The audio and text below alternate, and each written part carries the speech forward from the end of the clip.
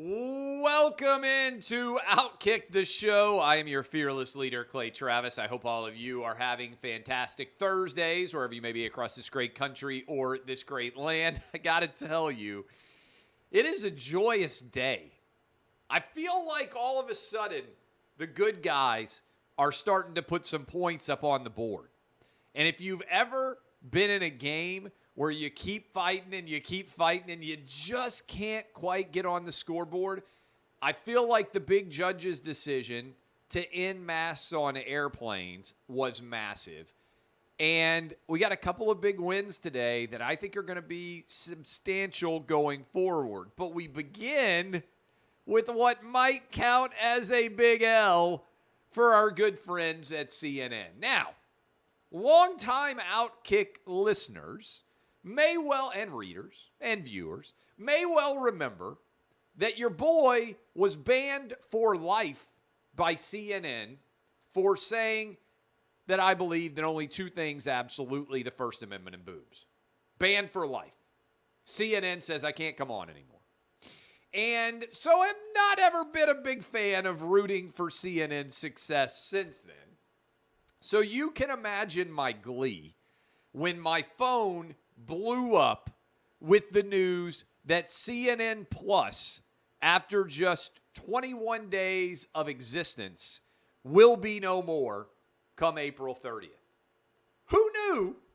Your boy did, but let's pretend. Who knew that America wasn't clamoring for more Rex Chapman and more woke analytics from Jamel Hill, and that there wasn't a great demand for more Don Lemon, Anderson Cooper, Jake Tapper, or Brian Stelter? That Americans weren't saying, hey, CNN, we've chosen not to watch your programming when it's free. Maybe what we need to do is charge people directly for it. CNN Plus spent reportedly $300 million to launch CNN Plus. And effectively what they did was have a big bonfire of money and light it all on fire and watch it all disappear. This is no hyperbole. Given the rapidity with which this entire enterprise collapsed, I don't believe more money has ever been lost by a media company in a shorter period of time associated with the news than CNN Plus. It is the worst media loss, given dollars lost in time, right? People have lost hundreds of millions of dollars on media before, but usually it takes years.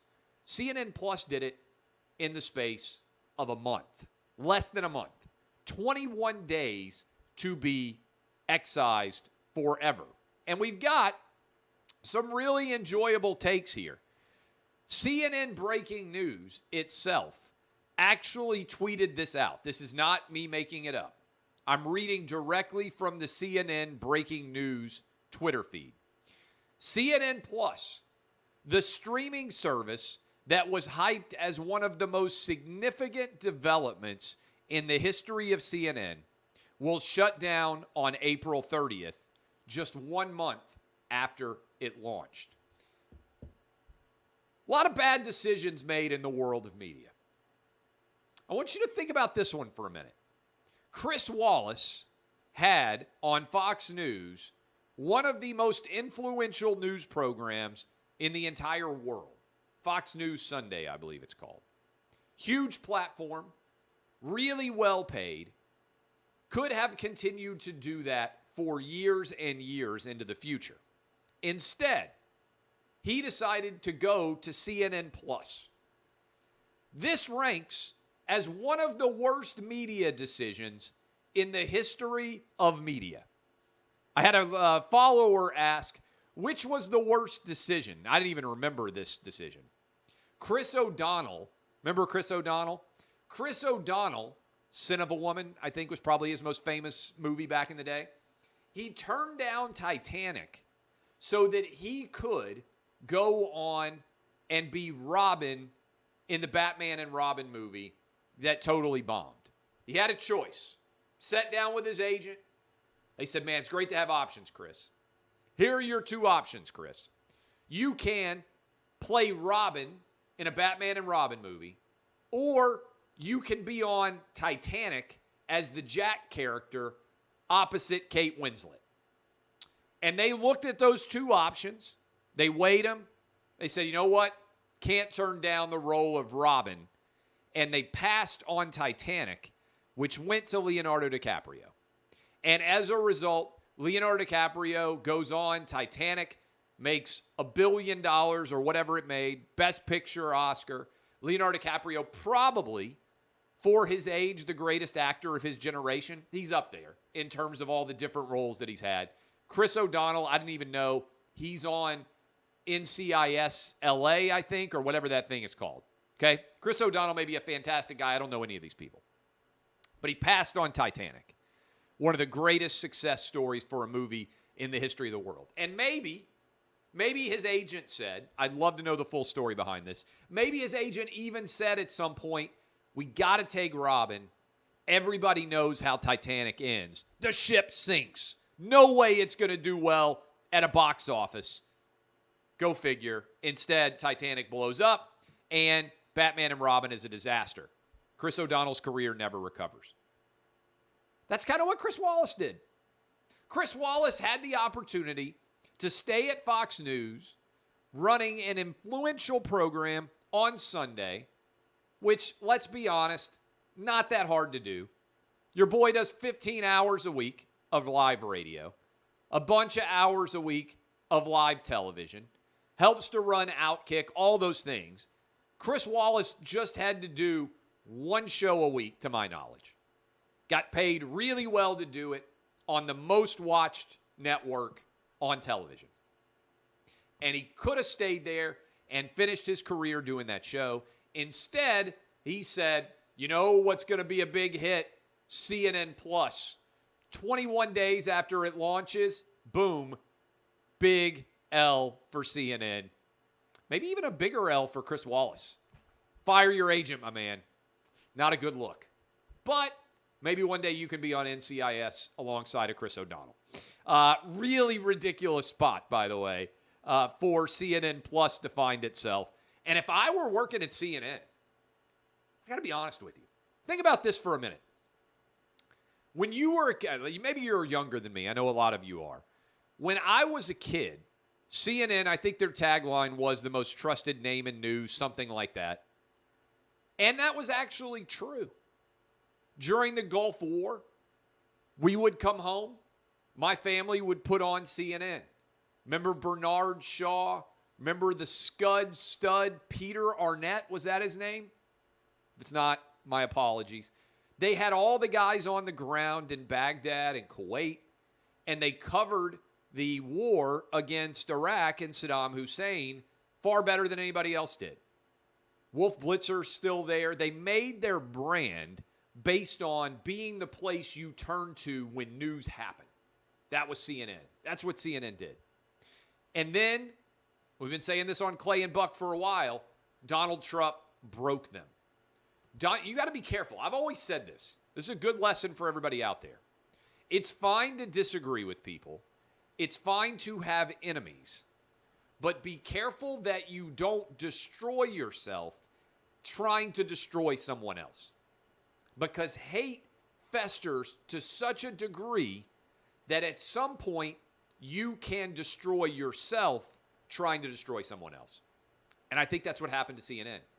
They hated Donald Trump so much that they allowed Donald Trump to destroy their entire brand. CNN's brand used to be, maybe we're not MSNBC, but we are going to be the most trusted name in news. I'll tell you who the most trusted name in news is based on viewership. It's Fox News. Because CNN abdicated that relationship. And ultimately what a streaming service will test is how many people are diehard fans of what you produce. Because there's lots of people who will watch something that is on television already. You already paid for your cable or satellite subscription. But the test on a streaming service is, whether it's WWE, whether it's the UFC, whether it's Fox Nation, whether it is whatever streaming service may be out there, how many people are such diehards that they'll pay more? Think about it. A lot of people will watch a comedian on television. How many of them, and that's good for the comedian, but the real test for the comedian is how many people will pay to come watch them. Same thing is true of any rock band, of any rapper, of any entertainer. How many people will pay additional cash? Lots of people listen to the radio. Lots of people watch a comedian. How many people will pay additional cash because of their affinity for your brand? And what CNN believed was there was a lot of affinity for their brand. What the market said was most people can't stand your brand. And this would be, I think, have to be a holy crap moment for the people who run CNN. Because there is almost no one out there who was saying, I need more Brian Stelter, I need more Jake Tapper, I need more Don Lemon, I need more Anderson Cooper. Certainly nobody was saying I need more Rex Chapman and I need more Jamel Hill in my life. But the CNN people thought that they would. They thought that people would respond and say, I will pay for that. And that was not the truth. And so CNN Plus is dead at only 21 days. In conjunction with this, another big win. Elon Musk today announced that he has obtained the dollars in order to be able to purchase Twitter. A lot of blue checks out there said, well, Elon Musk doesn't even have the money to be able to pay $54.20 a share, which is what he's offered for Twitter. And right now, by the way, Twitter stock, as I am talking to you, is sitting at basically $46.85. That's the number out right now. So it's still about $7 or $8 below what Elon Musk has offered to buy the whole company. He's now got the funds to be able to buy the entire purchase, over $40 billion. Elon Musk has put that money together. So everybody out there who said, oh, this is just a sham, Elon Musk is not actually willing to buy Twitter, this is just a stunt, he's not going to pay $54.20 to buy Twitter. Well, he's called their bluff. The money is actually there. He has notified everybody that he does, in fact, have the funding to make this a reality. So, the ball is firmly in Twitter's court. And what Twitter has to decide, the board of directors in particular, how are they going to avoid massive shareholder lawsuits if there isn't a second bidder and if they are still not willing to accept what is a fairly substantial premium offer from Elon Musk? That is going to be, I think, a real challenge for them to figure out going forward. Again, Elon Musk has the funds to make this a reality. Couple of other big stories. I got a bunch of big stories here. I want to give credit. A lot of athletes get credit for saying things that are not very smart and are not very interesting and are not very well said. And that's because a lot of people in sports media just cover athletes who have the same political opinions of them without actually doing the due diligence to see who is going to be reacting in an intelligent way to what is being said by athletes. I'm scrolling through right now. I want to make sure that I get these quotes, which are translated from Serbian, from Novak Djokovic, who I think has been very, very eloquent in discussing this in general. And so let me go ahead and grab this. I tweeted it out earlier. Novak Djokovic basically said that he wants everybody to be able to have a similar opinion when it comes to the world of sports. He said, I think it's crazy about Wimbledon banning all of the Russian and Belarusian tennis players. And he said, I don't support the decision. I think it's crazy. And here is his further statement. I don't believe you should hold individual athletes who are representing their countries. The players, the tennis players, the athletes have nothing to do with the Russia-Ukraine war. When politics interferes with sport, the result is not good. I'm reading from Novak Djokovic right now. I will always condemn war. I will never support war being a child of war myself. I know how much emotional trauma it leaves. In Serbia, we all know what happened in 1999. In the Balkans, we've had many wars in recent history. However, I cannot support the decision of Wimbledon. I think it is crazy. He's right. Novak Djokovic was right on mandating the COVID shot, which got him disallowed from participating in the Australian Open, and he's right about Wimbledon banning athletes. There's no way to justify this decision. And I talked about this a lot yesterday, but let me echo what I said yesterday. Holding individual athletes responsible for the decisions of the countries that they happen to be from is flat out wrong, no matter what country you're from. There are lots of things that Iran does that I disagree with. I don't believe all Iranian athletes should be banned from international competitions. There are lots of things that North Korea does I disagree with. Lots of things China does I disagree with. There are all different sorts of decisions being made by the countries. And by the way, there are lots of things that the United States does that other countries disagree with. I don't believe that individual athletes should be banned. Now, larger discussion can be had about banning international teams representing countries. I think that's a harder discussion than an individual athlete decision. And it's certainly if it involves the Olympics or the World Cup or something that is international in nature of that degree. But in general, we haven't done that, right? North Korea can play in the World Cup, even if we disagree with North Korean decisions. North Korea can send athletes to the Olympics.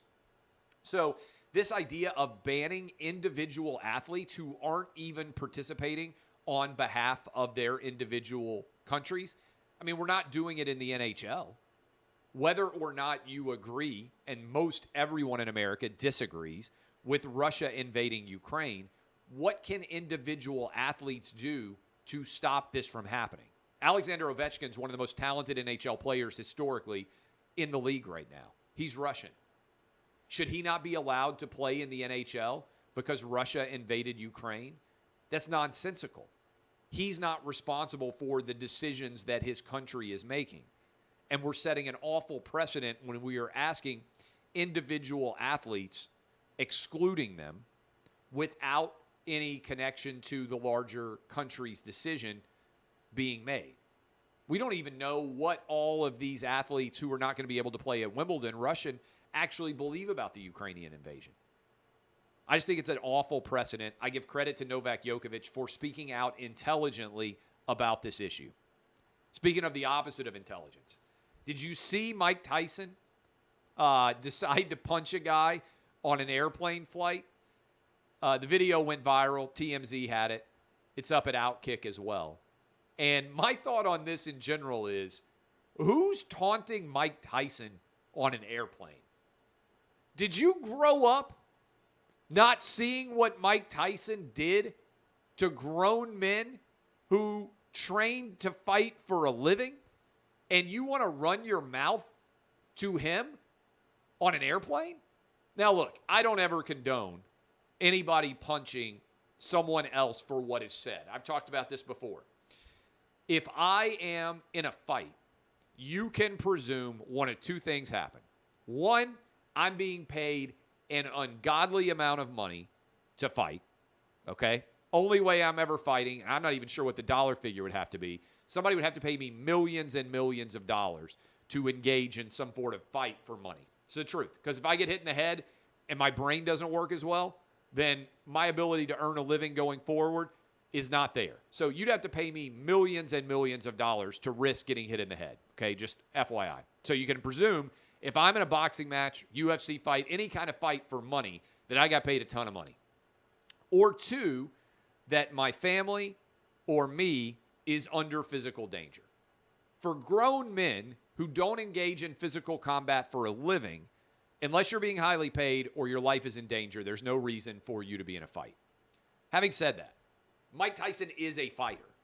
And so if you taunt someone who has engaged in combat for a living, I don't think you can be surprised when they snap. Let me just give you an example. Do you remember several years ago when this guy was at a zoo and he was taunting, I think it was a tiger in a cage, taunting the tiger, and then the tiger got out. All of a sudden, things changed in a hurry. Don't taunt the tiger. I've told my kids this my whole life, all right?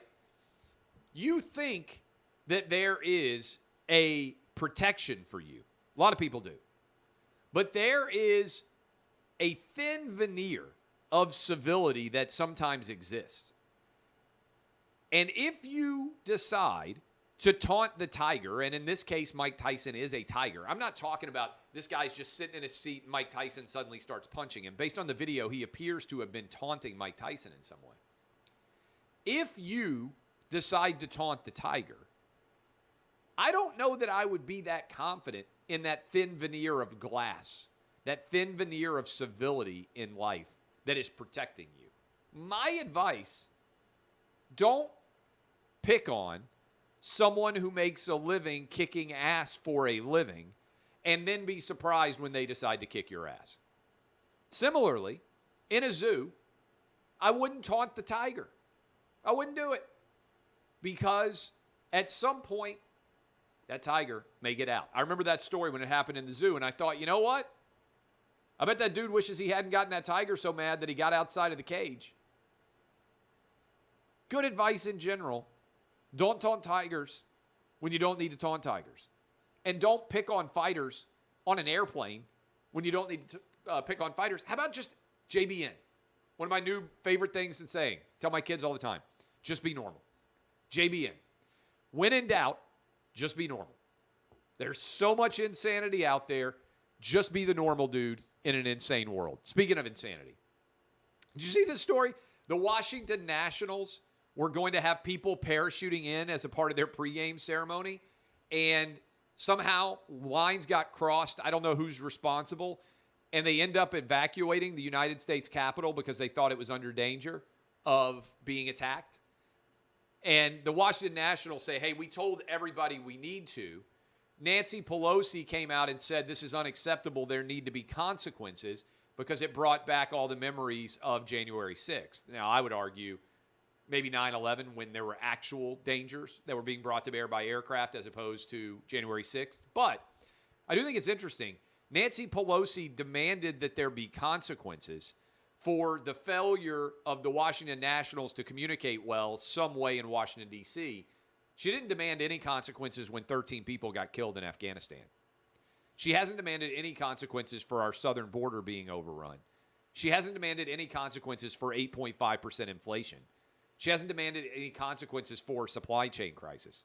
She hasn't demanded any consequences for murder rates skyrocketing all over this country. Maybe, just tossing it out there, maybe, just maybe, that should also be something that Nancy Pelosi is concerned about. Jay Wright has retired at Villanova. Incredible career for Jay Wright. Couple of national championships. He's only 60 years old. And retiring now, he evidently is going to go into television, suggests that, 60 years old for a head coach is relatively young to decide that you want to ride off into the sunset. I believe I'm correct in this.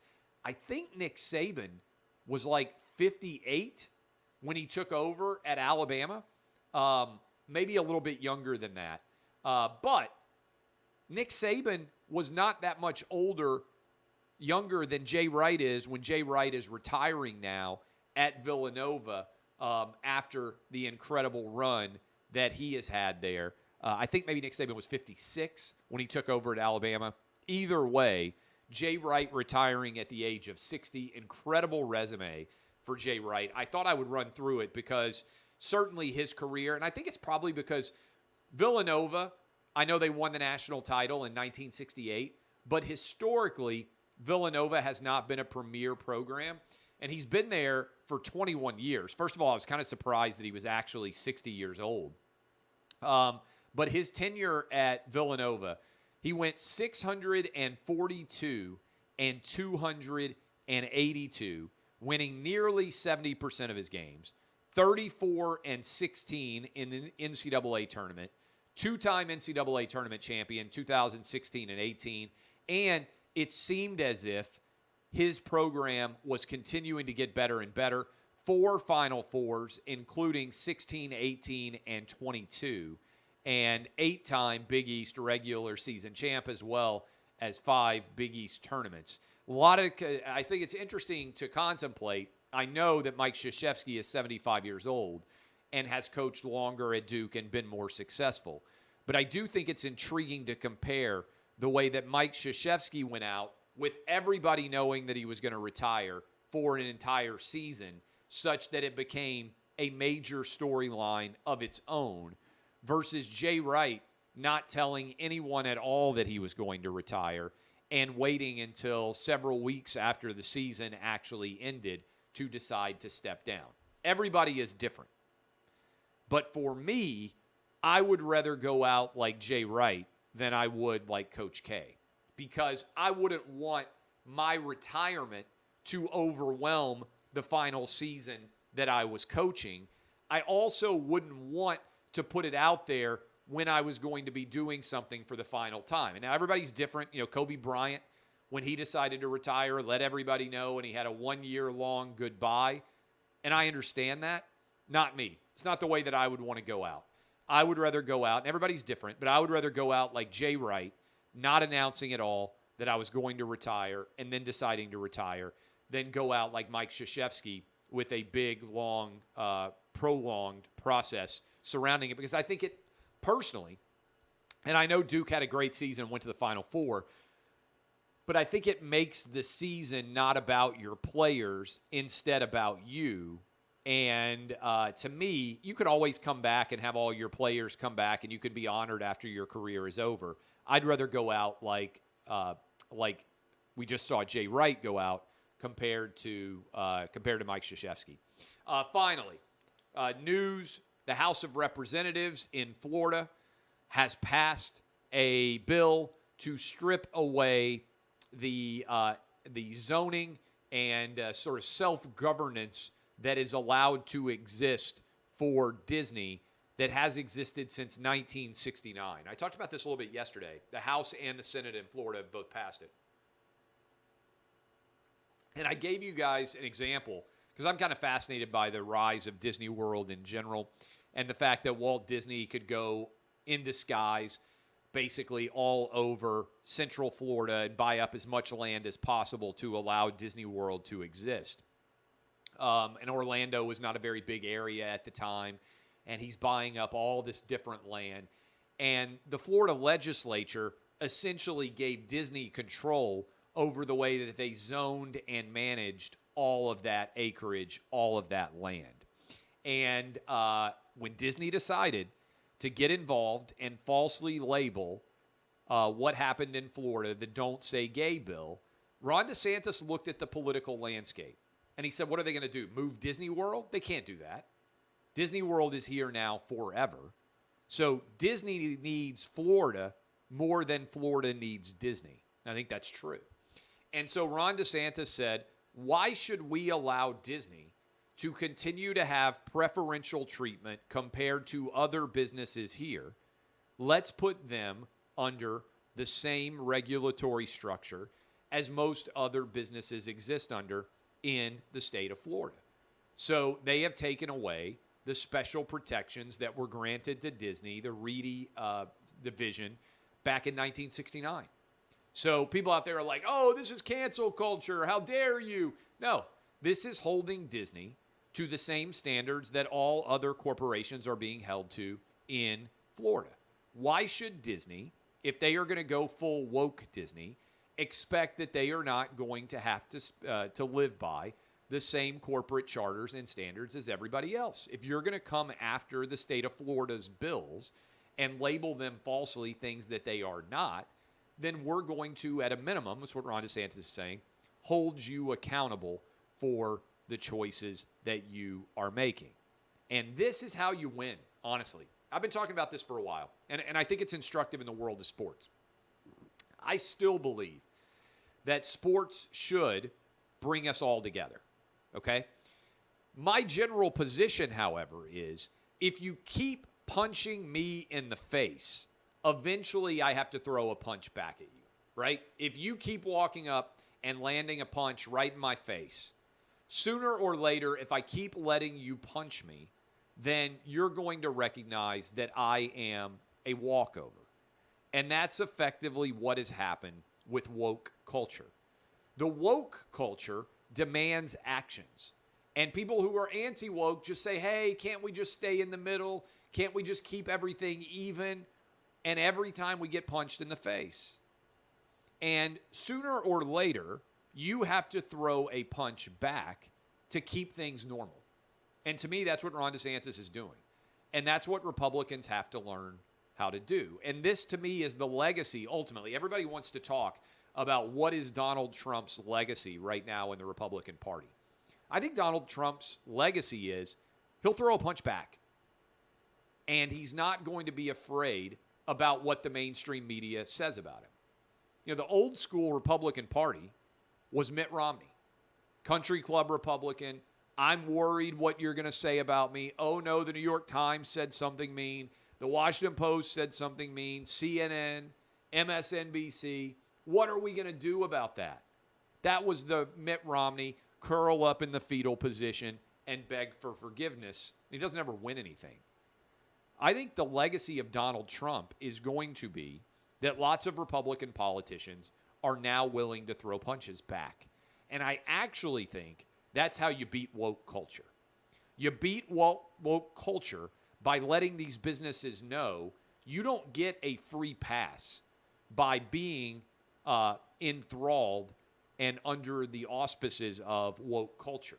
You have Disney. I don't think Disney ever thought when they entered into the calculus of how to respond to this bill, which they never should have responded to publicly. I think Bob Chapek, the CEO, was right. They never should have said anything publicly because most people don't care. But I don't think Disney in their calculus, their lobbyists, anyone ever told them, hey, if you do this, then you may lose your special status in the state of Florida. I think they were used to old school Republicans who would back down and wouldn't expect any kind of consequence for behavior like this. And Ron DeSantis isn't that school of Republican. And I think ultimately the validation here, or the referendum, is going to come in November. The referendum is going to come in November, and I think Ron DeSantis is going to win the governorship of Florida by 6, 7, 8 points, which is going to be a landslide in a state that he only won by 30,000 votes in 2018. I don't think Florida is going to be particularly close. I really don't. And people are going to look at those results, and they're going to say, wow, this guy got things done and made the state of Florida better. And I think other governors are going to follow his lead because they're learning what I already learned. A lot of people say, hey, Clay, how come there's nobody else really like you in media? Get that question. Most sports fans aren't woke. I've said this analogy for a while. You got a knife fight for the 25% of woke sports fans. ESPN's out there fighting, knife fighting to be the wokest they can be. Even the woke ESPN talent slicing and dicing other woke people on a day-to-day basis to see who can be the wokest. And I'm serving the other 80%. So how's that possible? It's because I walked through the fire already. Most people won't walk through the fire and say what they actually believe. You don't have to agree with anything I say. But know this. I never look over my shoulder and think, I wonder if there's people behind me who are following my lead. I don't care. It doesn't matter to me. I'm going to tell you every single day exactly what I think about a huge variety of topics. And you can agree with me or you can disagree with me. I don't care. It doesn't impact my life in any way whether you agree or disagree. What I care about every day is being able to get out of bed and say exactly what I think. Because that is the ultimate privilege in America today because so few people can do it. It's why I founded Outkick. It's what I'll continue to do for the rest of my career. Love all of you.